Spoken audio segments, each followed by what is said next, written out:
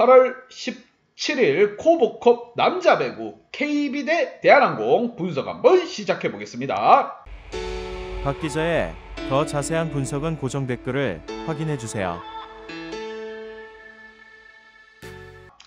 김밥 대 땅콩 간의 코보컵 두 번째 대결. 무엇보다 김밥은 한국민의 23득점한 상무에게 맹폭을 당하면서 개박살 났습니다. 한국민이 친정팀을 박살냈다 이렇게 보시면 됩니다. 김밥으로서는 어처구니가 없죠. 자, 1군 선수들로 구성되어 있지만 황태기 선수가 빠져있다. 이것만으로 상무에게 졌다는 것 정말 충격적인 패배입니다. 상무 같은 경우 1.5군입니다. 김밥의 정신상태가 군인 정신상태에게 밀렸다 이렇게 보시면 되고, 반면 대한항공 같은 경우 토미 감독의 첫 데뷔 경기였습니다. 대한항공은 우리카드에게 역수입을 당하면서 무릎을 꿇었습니다. 혹독한 경기를 치렀다. 토미 감독 정말 마음이 아플 것 같습니다. 1승 과연 김밥을 상대로 할 수 있을 것인가? 양팀 주전 선수 한번 보면서 좀 더 설명해 보도록 하겠습니다.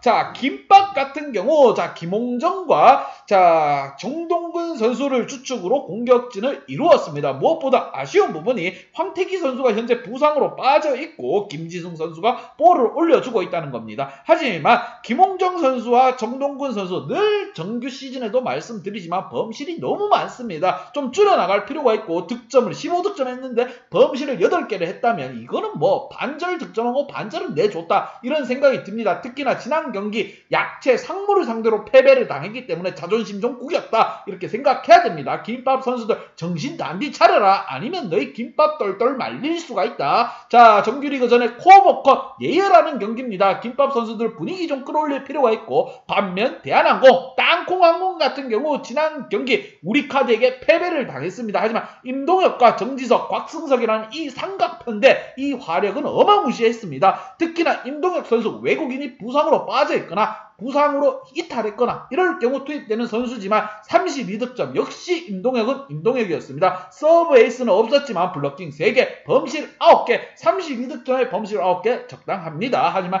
정지석 선수 27득점, 서브 에이스 1개, 블로킹 3개 잡아줬지만 범실이 11개다. 정지석답지 않았다 이러한 생각이 듭니다.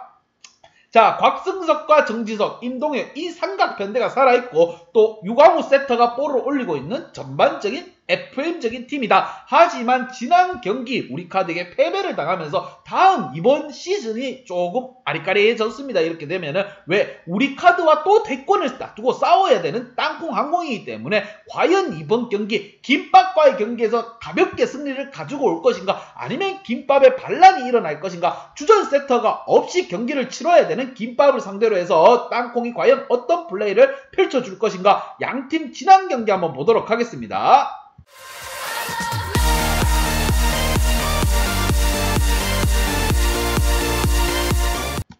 자, 지난 경기 땅콩 같은 경우 우리카드에게 정말 아쉬운 패배예요. 이 두 게임을 먼저 잡고도 역수입을 당했다는 거 충격적인 결과입니다. 자, 특히나 임동혁이 32득점, 정지석이 27득점, 곽승석이 19득점을 분발을 했지만 팀은 뭐다? 패하고 말았다. 경기는 결과로 말해주는 겁니다. 대한항공 선수들 좀 더 분발할 필요가 있고, 반면 김밥 같은 경우 상무에게 패배를 했습니다. 이 상무에게 패배를 했다. 정말 큰 겁니다, 여러분. 그걸 알아야 돼요. 상무 같은 경우 아까도 말씀드렸지만 1.5군 정도의 스타일입니다. 하지만 주전 선수들이 대거 배치된 김밥이 상무를 상대로 패배를 했다. 이거 정말 충격이 가시지 않는 상황이에요. 주전 세터가 없다고 할지언정 상무 정도는 잡아줘야 되지 않았냐. 정신 상태에서 벌써 밀렸다. 군인 정신이 살아있었다. 대한민국 국방의 의무를 정말 잘 다해주고 있는 상무입니다. 김밥으로서는 좀 더 분발할 필요가 있고, 땅콩과의 맞대결 만만치 않은 경기라고 생각이 듭니다. 과연 어떻게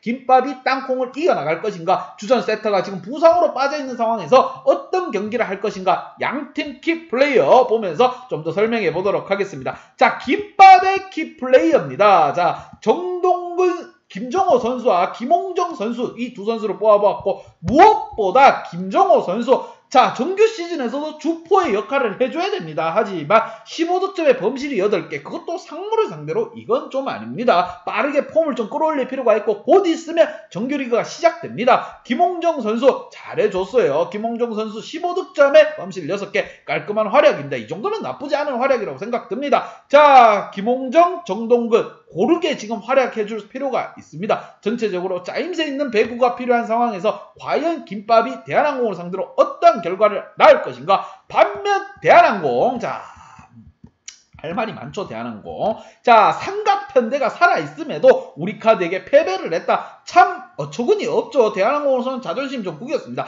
그래도 지난 시즌 우승팀인데 우리가 패배를 하다니 정말 마음이 아픕니다. 주전 선수들로 다 구성이 되어 있어요. 지금 유강호 선수와 한 선수가 번갈아 가면서 나오는데 주전 세터는 한 선수입니다. 하지만 고참인 유강호가 나왔는데도 패배를 했다. 그것도 역수의 자존심 좀 구긴 겁니다. 외국인 감독이 바뀌어서 지금 들어왔는 상황에서 1승을 해도 모자랄 판에 역수입이라니 이건 아닙니다. 좀 더 분발할 필요가 있고 특히나 범실 개수, 정지석 선수 범실 개수 안 줄이면 이번 시즌 위태위태할 수도 있습니다. 다 상대 팀들의 지금 전력들이 짜임새 있게 나오고 있고 코보컵에서 상대 전력을 확인할 수 있는 기회입니다. 대한항공 선수들의 분발이 필요한 상황, 양팀 분석 및 예상 결과.